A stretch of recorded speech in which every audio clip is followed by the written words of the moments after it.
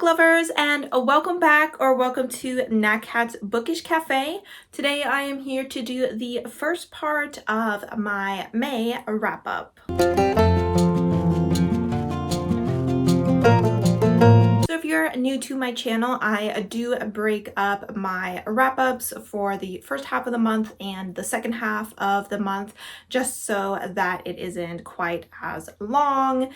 So I will be going through all the books that I read up to this point. It is the 20th, so I'm doing this a little bit late. And at this point, I have 7 books to talk about, 5 audiobooks and 2 physical books. I've definitely been slacking a little bit with my physical reads, but once I go through my reviews of these books, I will also be just going through my plans for the remainder of the month and what books that are still on my TBR, which is pretty much all of them.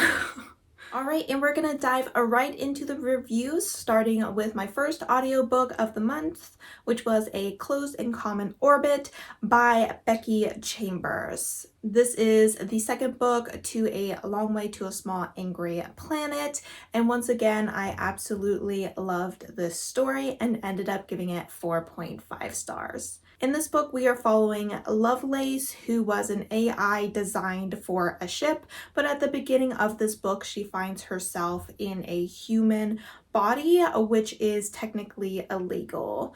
She is taken under the wing of Pepper, as well as Pepper's partner Blue. Since Pepper is the one who put her in this body, she's now kind of taking her back to their home so that they can help Lovelace kind of acclimate to her new body and her new life as a human, and honestly kind of as an illegal being. Lovelace, while technically having the choice of being placed in this body, did choose to make this decision for the comfort of others and is kind of struggling to come to terms with her new reality.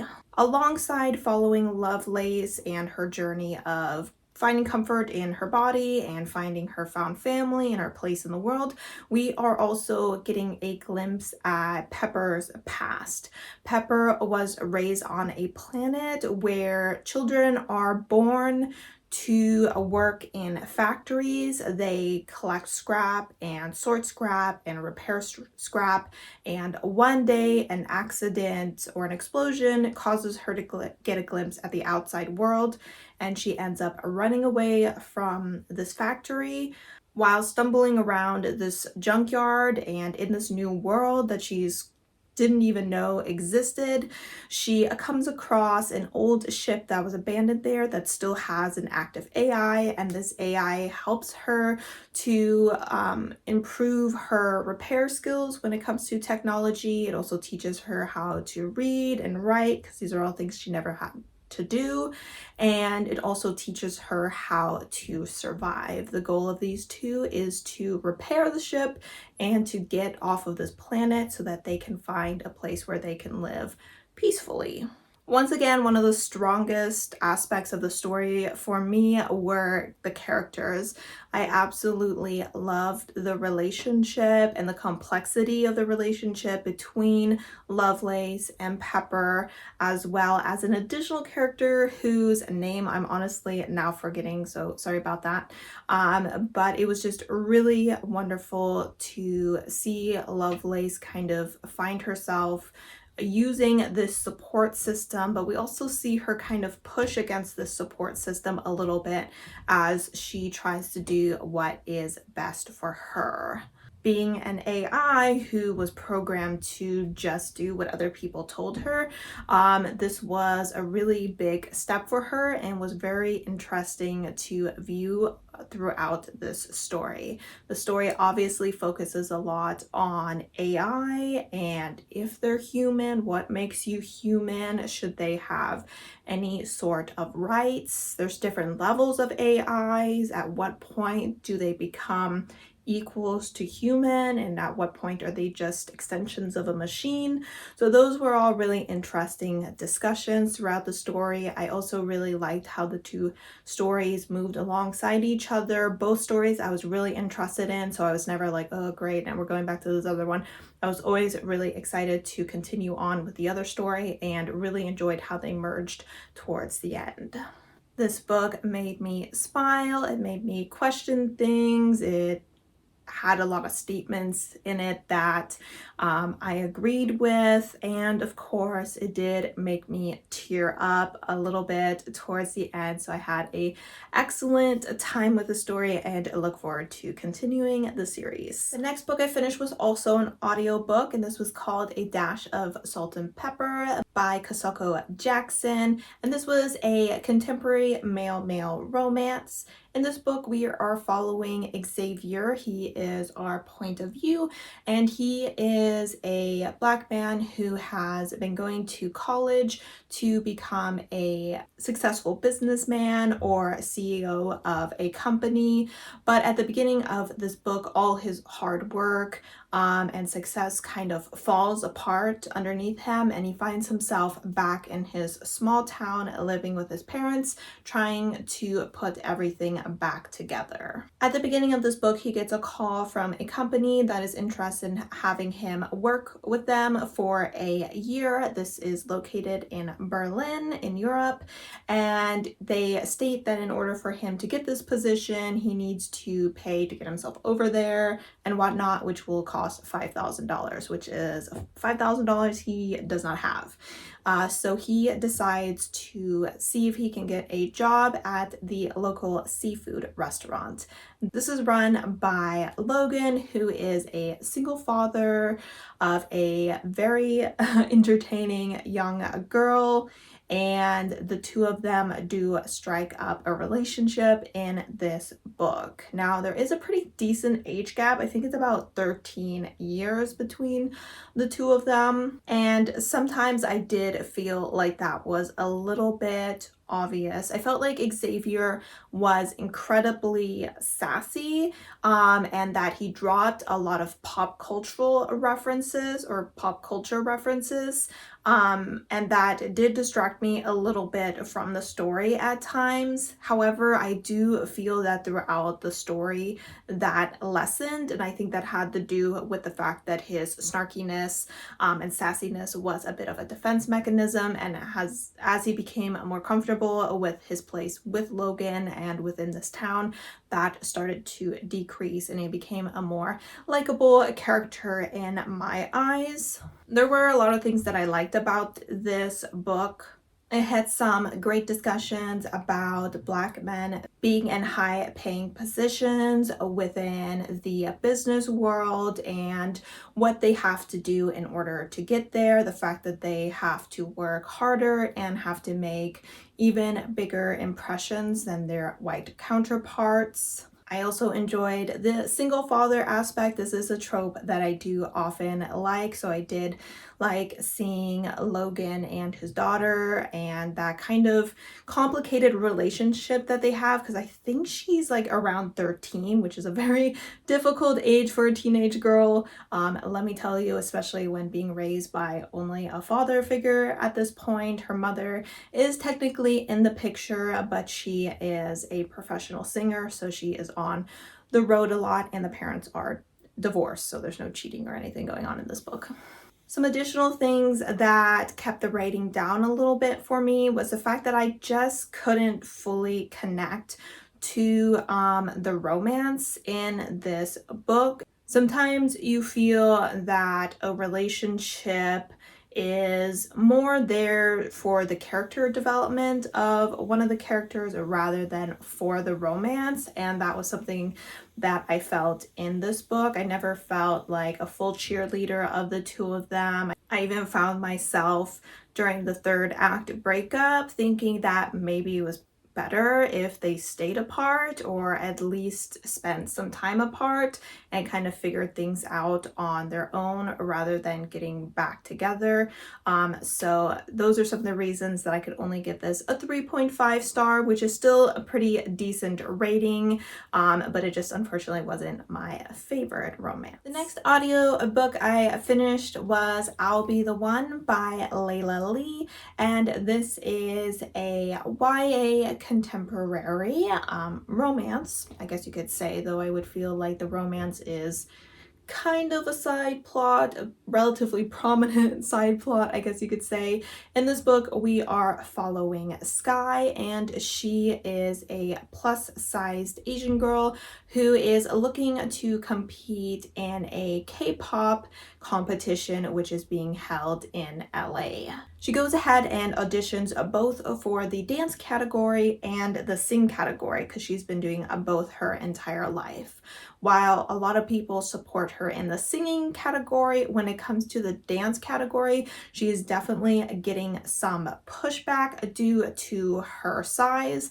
However, because she's so talented, they go ahead and let her through. While she is there, she meets a boy called Henry, and he is from a well-known family in Korea, and he is kind of looking to prove to the world that he is more than just the pretty face that they see on the cover of magazines, I'm assuming. I think he was kind of like a model kind of situation, and the two of them strike up a friendship, which eventually becomes a romance. This was a book that I have been meaning to read for quite a while, and with the weather being so nice and this cover being so bright, I figured it was the perfect time to do it, and I'm so glad I finally picked it up because I had such a wonderful time reading this. I felt like I was just smiling the entire time that I was listening to this audiobook. Sky is such an inspirational character. She doesn't take any shit from people. She has been hearing the same thing her entire life, but that has not deterred her at all from following her passion of dance. I also really loved the side characters that were present in the story. She meets a couple, literally a lesbian couple of girls that were trying out as well and made it into the competition, and watching their friendship develop was really exciting. There were also some great discussions about being bullied by a parent because she spent a lot of time being bullied by her mother, who, you know, kept telling her, like, you need to drop out of the dance competition. Like, she was embarrassed by her daughter, and that's obviously something very difficult for a child to go through, but she really held her ground and stood up to her mother, and I was very proud of her for doing that.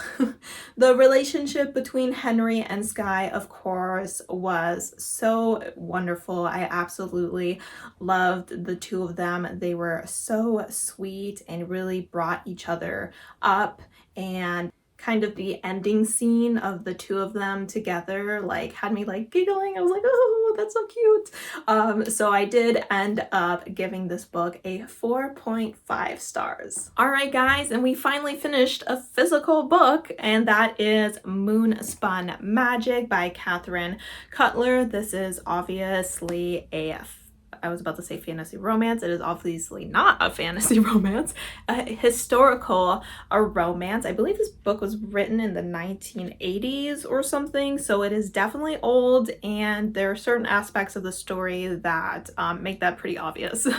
But I still had a really great time with this story. We are following Victoria and Raphael. Victoria is I think she's 18 going on 19 in this book, and she is living with her cousin and her cousin's husband, Damien. And Damon, is it Damon or Damien? Damien. Damien is interested in having sex with Victoria, and Victoria is very much not interested in having sex with Damien. So one day she decides that she's going to run away, and she goes into his office to just take a little bit of money. She's been helping them raise their child, so she's like, I'm just gonna take a little because I feel like I deserve it and I need it. And there she sees some letters letting Damien know that she has an inheritance. This entire time she thought she was poor, and so she heads out to London to get her inheritance so she doesn't have to rely on Damien anymore. In comes Raphael, Damien's twin brother. So he runs into Victoria on the road while she is being attacked by some smugglers and rescues her. Obviously, she thinks that he is Damien, come to drag her back to the estate. However, once she finds out that he is not Damien, they decide to travel to London together so Raphael can protect her and so that they can see about her inheritance. The stipulation for the inheritance is that she is either 25 years old to receive it, which is about 5 to 6 years from now, or she gets married. Raphael, during their time together, has decided that he is quite fond of her, and so the two of them agree to a marriage of convenience. This book was really funny. I found myself laughing so much throughout this book, either from scenes that were supposed to be funny or from just a little bit of the ridiculousness of how people thought back in this day. So that was a lot of fun to read. The sex scenes in this were really good in my opinion. I will say that their first sex scene together could be considered a little bit rapey. Like, she agrees to have sex with him kind of situation and then kind of wants to stop, and he does not. So that is a little bit problematic, to say the least. But eventually the two of them are going at it like rabbits because they can't keep their hands off of each other. So it's really hot, this book for sure. There are some side plots as well. There is a satanic cult in their hometown, and Raphael has been asked to look into it. Since he had previously worked for the military, that is why they have asked him to try and take out these rapists. So there is more rape involved, actual literal rape between criminals and innocent virgins that are being kidnapped. I would say that last part of the plot happens in like less than the last quarter. Like, it definitely wraps up really quickly and not in a very satisfying way whatsoever. If you want any sort of justice for these girls, you're not gonna get it, okay? These are rich guys committing these crimes, so they get away with a slap on the wrist, and you're like, okay. But I really feel like the author was focusing on the romance, so she didn't want to put too much time or effort into resolving this whole issue, but that part was a little frustrating. But romance wise, chef's kiss, and I ended up giving this 3.5 stars. All right, and the next physical book that I read was The Hourglass Throne by K.D. Edwards. This is the third book in a trilogy. This series is going to have 3 trilogies within it, which I am very excited for because I definitely want to continue within this world. I did give the first 2 books 5 stars, and this one was no exception. It was 5 stars as well.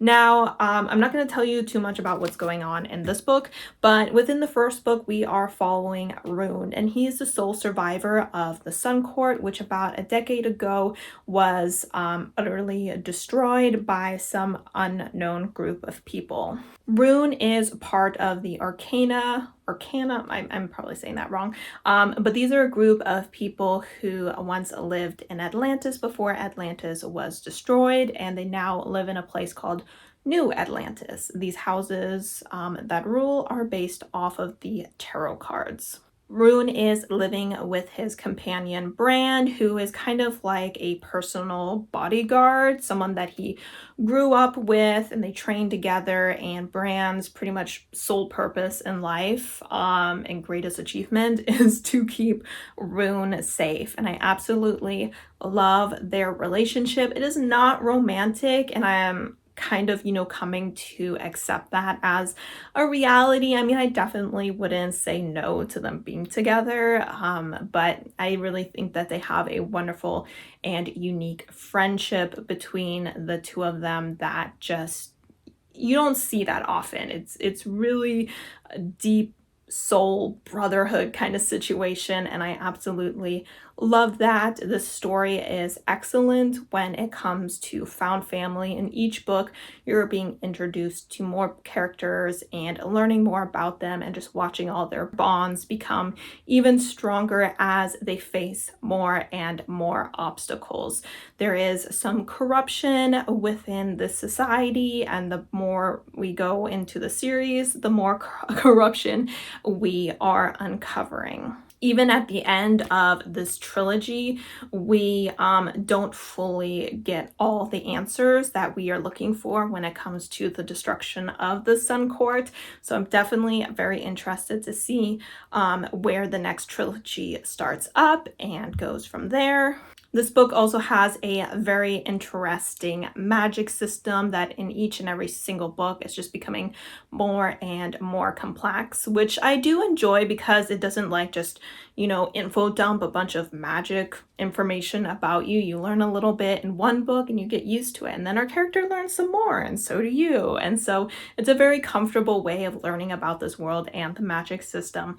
And also, it's queer. So we love to see it. 5 stars, and will be first in line to pick up the first book in the next trilogy. So the next book, and the second to last book that I've read so far, was called Internment by Samira Ahmed. This is an author that I read last year. I read their book Hollow Fires and really enjoyed that one, and this one I enjoyed as well. I'm not sure if I rated the other one 5 stars, but this one I did give 5 stars, and I'm actually just going to read my review from Goodreads just because it's a little bit difficult for me to fully wrap my head around just how amazing this book is and how important I think it is to read. Even this review is lacking, but excuse me while I look at my screen and read out. I really wish I could better articulate my feelings of this book and the impact that it has. This story follows a young girl, 17, who is Muslim in an America where we elected a president whose Islamophobia is so strong that he makes it illegal to be Muslim, sending anyone who answered yes to being Muslim on a consensus to concentration camps. Here we follow Layla as she bands with a group of other young Muslims from the camp, as well as some from the outside, to free herself and her people. Sometimes when you read a story like this, you view the villain as some sort of exaggerated evil, some cartoon display of rage, growing red and sweaty as they rage against women and children, and innocent people have never harmed a person in their life. But then you sit back and you know these villains walk among us and sometimes even run this country. This book is heavily influenced by America's decline in human decency that was seen during and after Trump's election. While it's always existed, it's become so loud and overwhelming that you can't help but fear that stories like this will one day become a reality. This author uses the immigration shelters as inspiration for her concentration camps, as well as obviously the Japanese concentration camps during World War II. The story does not hold back on the brutality of these places despite being a young adult.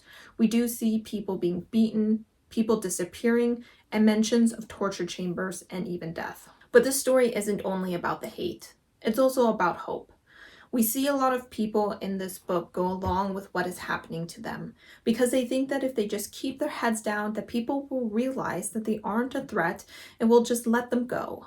But that's not how it works. When it comes to Islamophobia or any other form of racism or bigotry in general, your actions mean nothing. People will believe you're bad no matter what you do because they were taught to see you as a threat, and there are people in power who are willing to feed these flames. You have to fight for your right to be free, which seems very un-American since freedom should just come naturally in a place like this.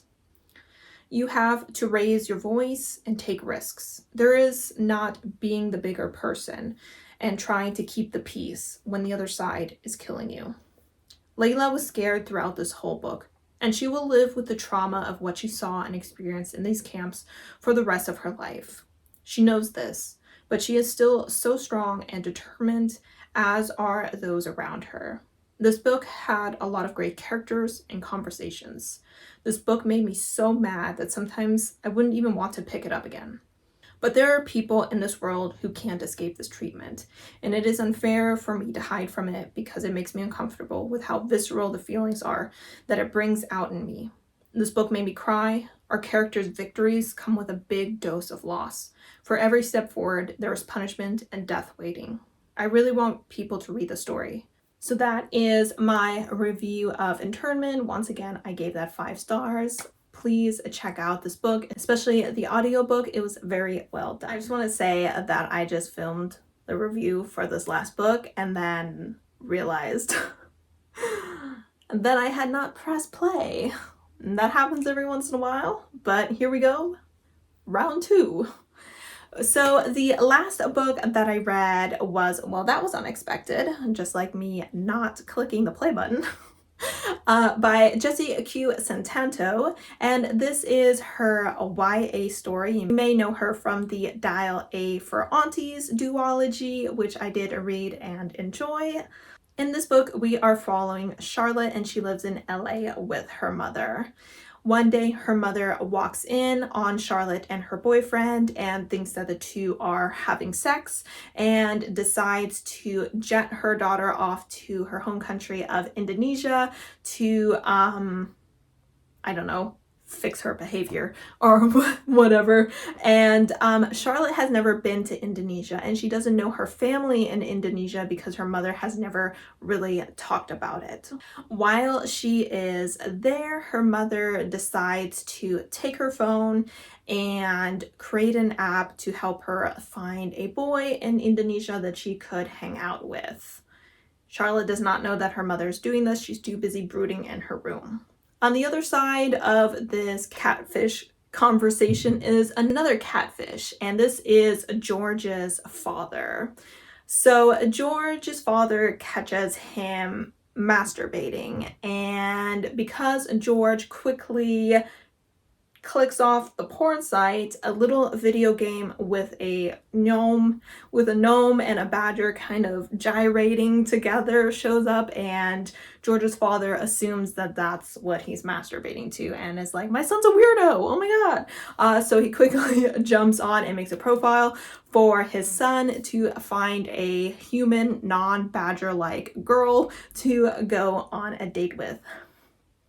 George is actually the only son of a very wealthy Indonesian family, and he is in the process of creating an app for his family.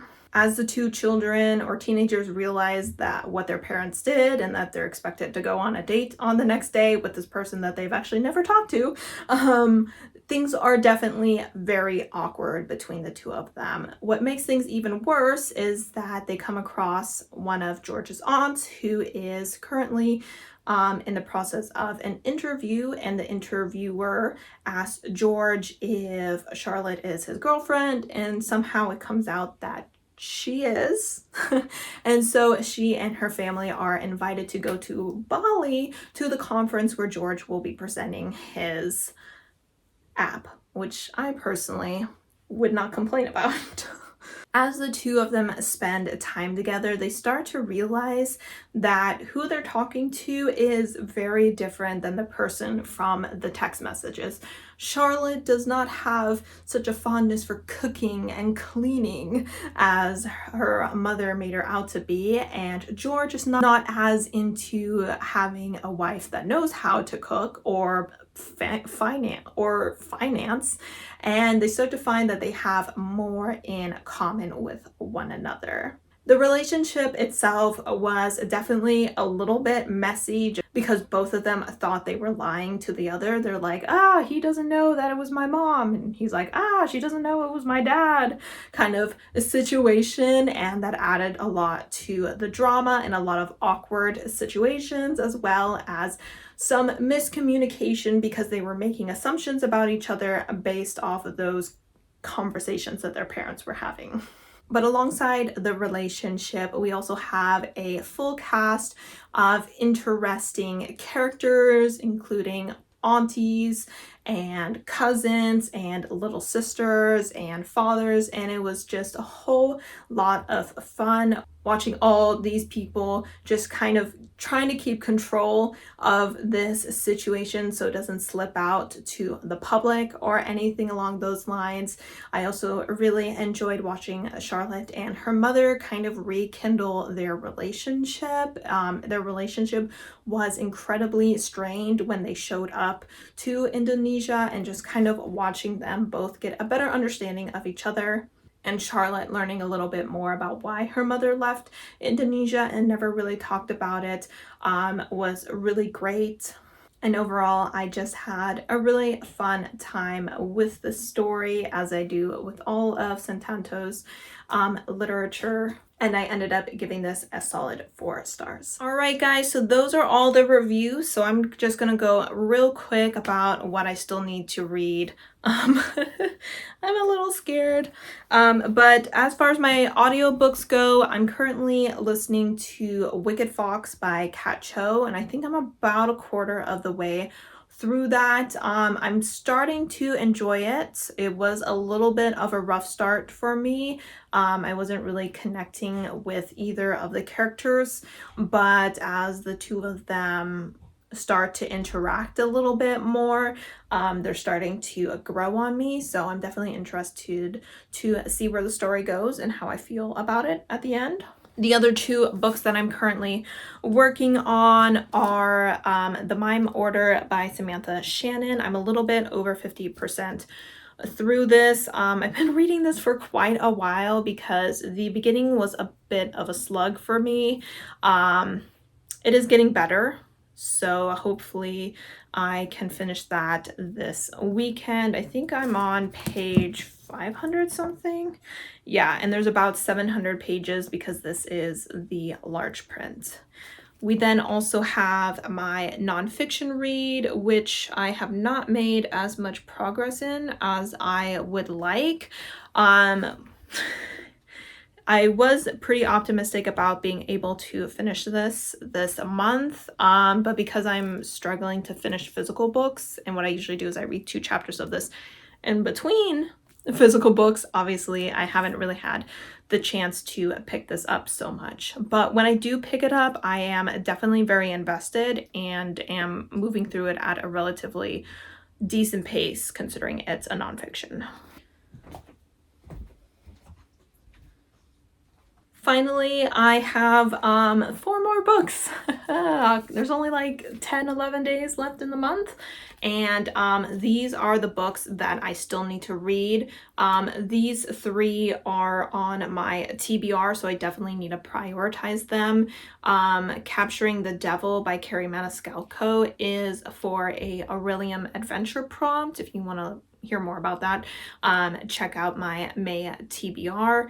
I do not know how much reading I will be doing this weekend. We are maybe going to do something for Mother's Day, since last weekend we were busy with carpets, which is also why I didn't get any reading done during that weekend.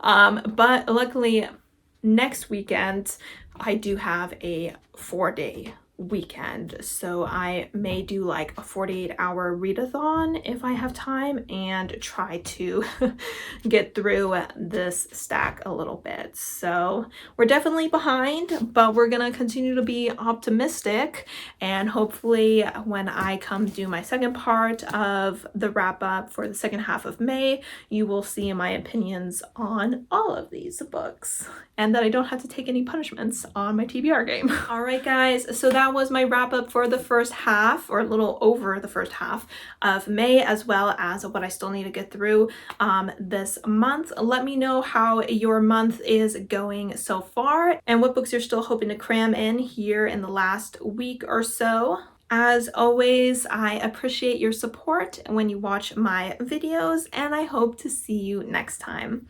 Bye!